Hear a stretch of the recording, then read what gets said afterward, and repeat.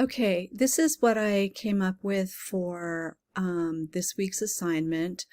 The previous videos I made were for the job search course under the CTE grant, but I've kind of hit a wall there. I need to take a break from it, trying to figure out exactly what I want to do for the other modules. So I decided to go back to my listening and speaking course. It's ESOL 263 and it's high intermediate listening and speaking. And this is the module that I developed while I was during the time we've been in this course trying to apply the different parts of the equity rubric. So what we do, our main topic, if you will, for the semester is social justice, and then there are different units surrounding that. One of them is equitable education, and so ESOL students don't know a lot about the history of separate but equal and all this stuff, and we want them to know that, and then we want to empower them to to advocate for their own education and also the education of their children. So it starts off with a short reading thing where we talk about social justice, education, where money comes from to fund the schools.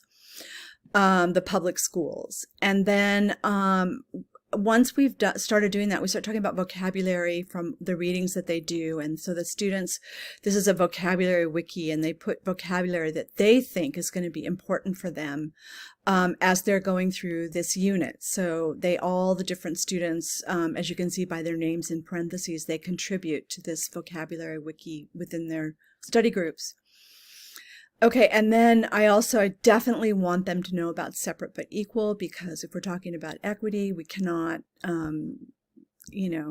have that conversation without this part of it. So we do that, and then there's a TED Talk that we do, and I usually do a TED Talk for the different units just because the students, I want them to hear some extended listening because they need to do their listening practice. And also TED Talks work really well for us because they have an interactive transcript, and so students, if they miss something, even though there are captions, they can also go back and hear the part that they missed. So this is one about how it's Candace Sumner, and it's her experience with being bused in the DC area and how she was so different from the other kids in her neighborhood. And she's now a teacher in the public school where she would have gone if she had not been bused out to a suburban school with better assets, I guess you will say, better, they were able to really supply students with everything they possibly could need. And so she's talking about how the American public school system does keep kids in poverty. So they listen to this TED Talk, and then this is their rubric for it, but basically what they do is, and let me look back, okay, so these are the TED Talk questions that they work on. It links to a Google Doc, and the students start adding their information here after they have really watched and discussed and engaged in the TED Talk. So these are the questions they need to answer, and so all students participate in supplying that information. And so this is the Google Doc, and then we go ahead and take their information, and together we create sort of a summary of what everyone said. So these are this is the content from the Google Doc that they worked on together. So we do that, and then what they do after they've done all this processing of the TED Talk and some of the readings we've been doing and our group discussions, which we have in breakout rooms on Zoom, then they're supposed to come back in here, and then they start talking about their ideas of how we can ensure equity in education. And so they've got all the vocabulary, they've got a lot of ideas they've been discussing, and so this is now their opinion, their place where they can contribute their ideas and respond to each other in the discussion thread. And then there's another discussion thread that we do where the students, after they have done all of the previous activities, then we want to come back and hit up the topic. And this is, from our 3-week break that we had. We want to come back and hit up this topic and see what areas they might like to do more research on. And they're going to be doing a group presentation. So I have them, do some discussion. And what comes from that afterwards, let's see if I put it in the right spot. Actually, no, hang on one second. Okay, so these are some of the topics that they came up with. And of course, there were lots of them, lots of topics and more than we could handle. So we did, and they added extras. This was the first list I made. The topics they ended up were teacher bias, parent foundations. They're really interested. I have a lot of parents in my class about how parents can advocate for their kids in the public schools, and that's useful for them because they never could before. They didn't really have the English to do it or the concept, so we're trying to do that. They also did plain and parental involvement in their children's education, and class size. That's not on here either, but they decided they wanted to find out more about how class size might affect these issues. So those are the topics that they came up with, and we ended up with the 4 groups, as I said. Okay, so next everybody I make groups in Canvas, and they have a working space to prepare for everything that they want to do. I usually give them an article or 2 to start them off, and then they go and do further research.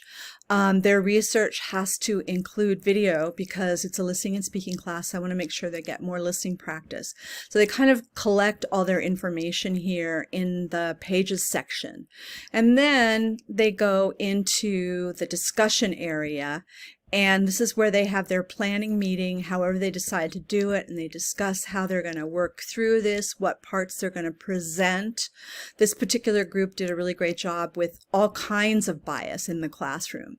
And so they're doing their research, and they get really involved in what they're trying to accomplish, and then they come up at the end with their presentation. This one happened to be Google Slides.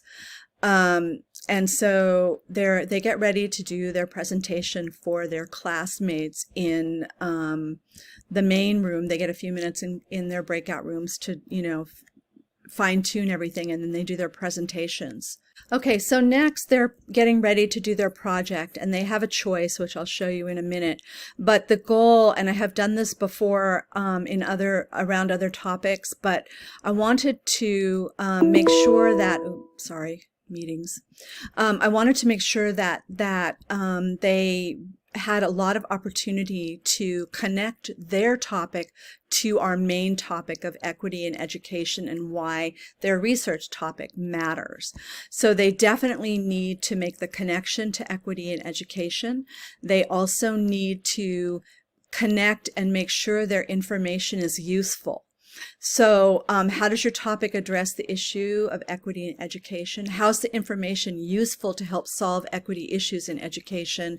And then how can the information they present be useful to their classmates? And the useful part of it comes with, are they parents of children in the Oakland school system? And how does this information help them advocate for their kids within the Oakland public school system? And then the other one they need to do is to also tie it together to their own lives and being students in community college system. How does this information help them advocate for themselves and hopefully receive a more equitable education? So the idea is advocation, self-advocacy for this. And then the last step, they'll do either a PowerPoint or an Adobe Spark video. And then the final topic is they need to go out into their community. And I've done this before with another topic, but it's really, I really want them to go out in their community. It was a little bit harder this time because they had to find a way to do it without ruining their social distancing, but they managed. And so they present their topic. They can present to their family if they want, as long as it's in English. They can do friends. I've had people do work colleagues through Zoom. So the idea is, what have you learned, and how would you be able to discuss this with people outside of your classroom. And the idea, we talk about this in ESOL, it's called joining the conversation. And joining the conversation means if these timely topics of hopefully of interest to our students come up in any situation outside with friends, at work, schools, colleagues, whatever, that they are now able to discuss these topics. They've got the vocabulary and the concepts they need. So it's empowering to help them join the conversation. And they have two ways they can present. I can't do it in person anymore because we're online. So what I did is I had them,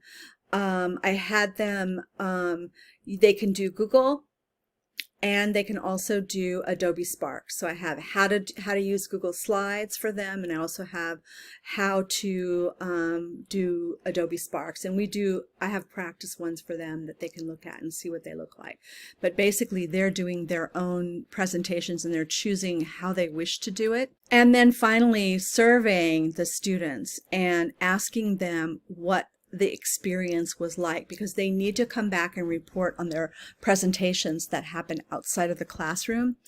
There's a lot. They felt very satisfied. They used the vocabulary. I just copied these from their surveys, but they used the vocabulary, they used the concepts, and they were able to tell other people. I mean, this person said she told her boyfriend and her daughter how to do it. There was one in here that her son, someone told their son, and their son asked questions like, how did you get the information?